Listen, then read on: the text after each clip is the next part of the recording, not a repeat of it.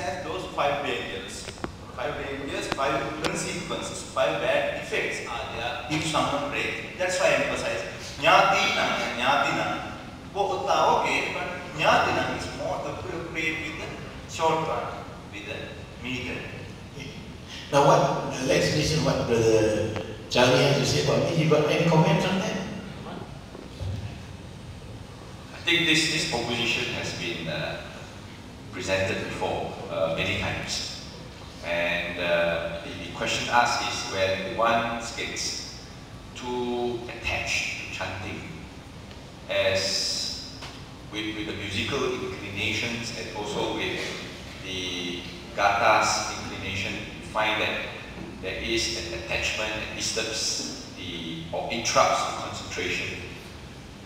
Well, these propositions can only apply to certain levels. That's why I was trying to present earlier, who says that, look, there are some who says that when you have meditation as one form, chanting as another form of arriving at concentration. For those who have actually reached very high levels of meditational concentration, then you'll find that sometimes when the chanting deviates into more Gatha type of chanting, then they get inclined or attached, and it disturbs. But not for those of the lower levels, in the sense that if you have lower levels of concentration, then it doesn't give you any difficulties at all. So it doesn't mean that it applies to all. It only applies to certain levels. So these stages can only be seen as different stages of practice. So sometimes when we speak, we sometimes generalize it. And when we generalize it, we get into these different propositions. So I think we must also be a little discerning when we look at all these propositions. Thank you. Thank you, Brother Charlie. You got any comment? So much has been said about that. Then I think there are levels. When we chant, the chanters and the listeners also. Primary, junior, senior, like that. I don't know whether you will accept it. Anyway, there are because it is open for chant, but even the small children, if they can read, they can chant. They chant in the week. They also understand something. So they get the feelings of the sounds, rhythm.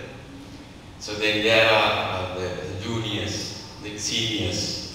So, suppose then you have been trained by Brother Kenny and think some here in this Malacca association. So you chant the better than those who are not trained. Therefore, this is accepted, I think, because it is the blessing we get from the current chant. So it varies according to the level and the listeners and the participants, the chanters. Thank you, Venerable. What about Brother Kenny? You got anything to say? I would add that we have to also look at the sutta and realize that at that instance, the Buddha's audience, or the Buddha was talking to monks. And to monks, of course, if the monks start singing, singing is a very desirable thing. You would like to modify songs, you like to complicate the tune, you like to make it more like nobody but you. So if you start, what the Buddha says, chanting should not become singing. Singing has different tunes. Now not only you have to remember scripts or remember message, remember the Dhamma, you have to remember tunes. So it's going to be a burden. And of course, if you imagine a group of monks in the temple, within the temple's wall, and they start chanting like nobody but you, people will start talking, oh, what are the monks doing? They are singing like the lay people. And I think the Buddha realized this, that if you do not give an advice on this, after some time, it is going to deteriorate over time, and chanting will actually become singing, and the message will be lost. Because it is easier for us to be attached to the tune more than the Dhamma. So that is just a caution that the Buddha told the monks in your robes, when in your meditative state, and you are actually chanting the suttas, don't turn it into a song, because you actually lower down the quality of the message. Perhaps it is meant for the monks, and of course we have to take advice from this, and we have to be very careful also. We are not putting it use. Like for example, Bahum Sahasa. You can chant it, you can sing it. Okay? Bahum Sahasa. Bahum Sahasa Mahini. Then you must know the tune, you must know the song. Then it has become a song. So if chanting starts becoming a song, it might become an entertainment. I think the Buddha doesn't want this to happen. Thank you, Brother Kim. I've got something to add on this. I asked the monks, why do you have to chant in the sing-song session, sing-song way? So, is it against the Vinaya that monks are not allowed to sing? So they told me that they are not singing as long as they are guided, as long as the tune doesn't bring up raga, bring up lust, bring up attachment, make your people go high. Alright? That tune, if they should not get that tune there. And as long as any tune, any simple tune that can bring saddha to the people, to bring faith, to bring joy, to bring peace, that is what they have always been cautioned about. So they have to take that into consideration before chanting in a bracket, sing-song way.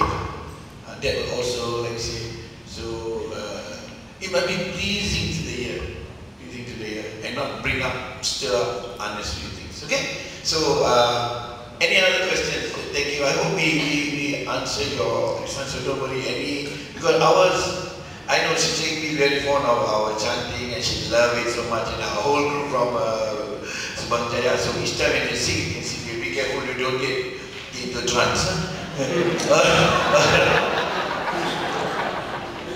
Okay, you ask trance, you want to know, you get into trance, let me know, ask your number. I also notice as a person who likes music, chanting is definitely not a song. It's actually it's only one chord. It's only one chord, it's only one tone actually. Like I say, Om, just one tone. So you notice the girls, sometimes when the men start chanting, the pitch is so high for you, and then you are actually shrieking. And then if you try to go low, and then your whole eyeball becomes so big, because so low. It's actually one tone. If you are used to chords, those who are into music, it's actually one sound. For example, if I'm a girl, of course I'm not. If I'm a girl, for example, if Kenny were to chant Itipiso, just to show you, it's actually the same tone. It's the same key. We are not singing that, but it can sound so good. So I'm going to play the girl's part. He's going to play the guy's part. Itipiso Bhagava Arham Samma Sambuddho Vidya Charanya Sampanno Sugato Loka Vidu. See, we are different, but we are not out of tune. It's just I'm taking and something that I haven't take same chord. Do, mi, so, do. But we are not singing actually. Because I'm going to struggle if I follow his key. So I take a higher key. But it's the same tone all the way. So it is still in unison actually. It only becomes singing when Bahum Sahasa becomes the Wayfarer's version. Correct? And then it becomes singing.